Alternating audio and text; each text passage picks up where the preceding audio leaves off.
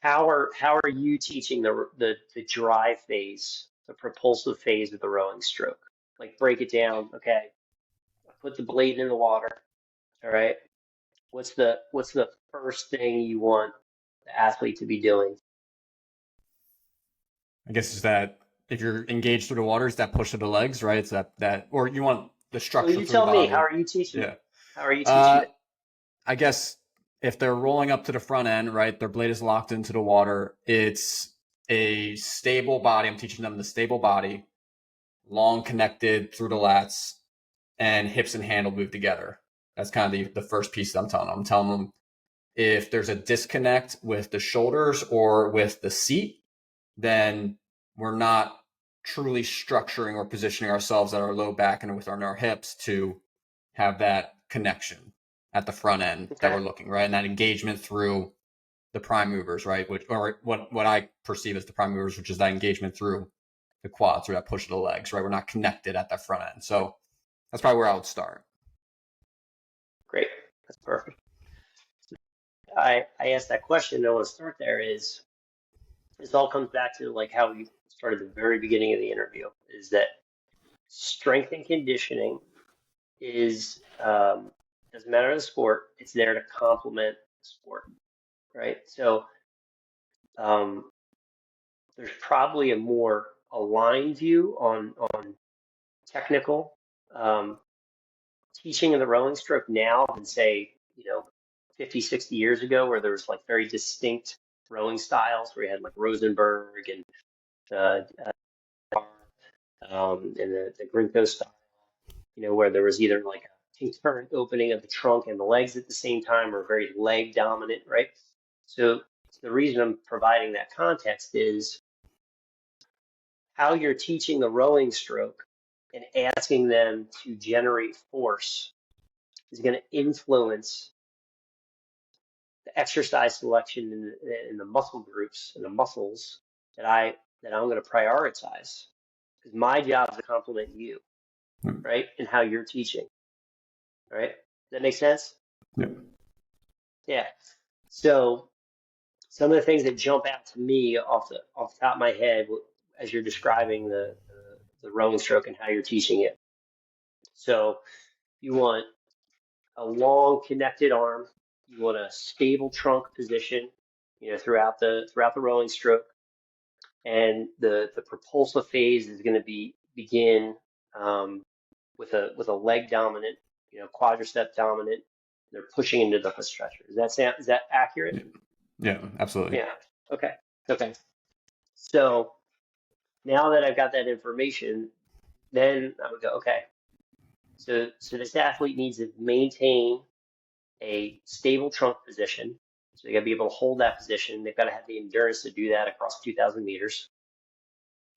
They need the range of motion through their arm and their shoulder blade to be able to get into that deep hip and knee flexion position and be out over the gunnel. And they need to be able to take their elbow, through flexion extension through the rowing stroke. And then they need to generate a high degree of force through the first half to 2/3 of the rowing stroke, primarily from the lower body, and then transmit it through the trunk to the arms, to the handle, to the blade. So then we need to look at, okay, it's a knee dominant, quad dominant, first part of that drive phase, right? So they're really pushing into the foot stretcher. So I want them to be able to generate a high degree of force into the foot stretcher. And that's going to primarily come from the quadricep muscle group. Okay, all right. So that's the way Kevin's teaching the rowing stroke. So that means that I need to look at exercise selection around the knee dominant exercise, or something that's really going to develop quadriceps. The split squat is fine. I would look at a leg press, right? Because you are isolating the quadricep muscle group. You're taking them through a, full range of motion of the knee into a deep hip flexion position. And again, in my experience, you're going to be able to load them up way heavier than if they were doing a split squat or a back squat, barbell back squat, right? Generally, what I've found in my experience is that rowers have very strong legs. Their leg strength isn't the limiting factor when you try to get them to lift heavier and heavier. It's their ability for their spine to tolerate those really heavy loads. And I'm talking like when I say heavy loads, I'm talking about an athlete that's trying to move a pretty high amount of weight, like a couple 100 pounds, right? So it's not that their legs aren't strong enough to push that weight. It's that when that bar's on their back and they go into a squat position, their spine can't tolerate that much load. Because keep in mind, we're asking them through the rowing stroke to have enough, mobility through the hip and the spine to be able to rock over and then, come back into the release position. So it's required. The sport requires some mobility, some movement through the spine.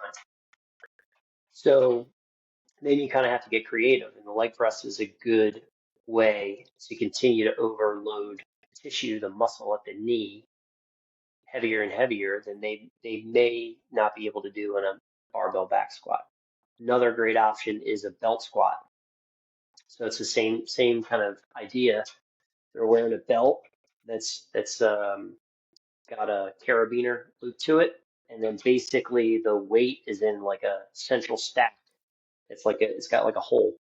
And so basically the weight drops right down vertically towards the floor and they go through a squat pattern, right? But what that does is it takes all of the loading off of the spine and it's just heavily loading up the biceps quadriceps, right? So those are two options. Barbell hip thrusts is another alternative, right? Um, but all those are around the idea of like, okay, I'm trying to develop a lot of muscular force by extending the knee, right?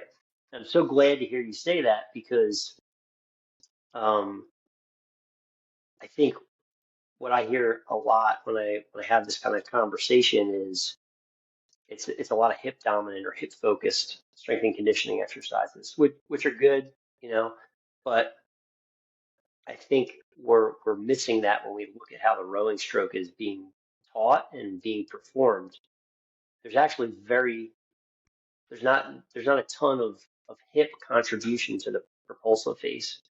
You're in a deep catch position. Your heels are slightly off of the foot stretcher.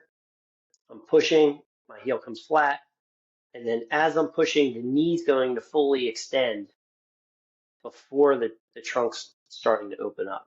So your primary driver for the propulsive phase or the dry phase of the rowing stroke is going to be the knee and then the hip, right?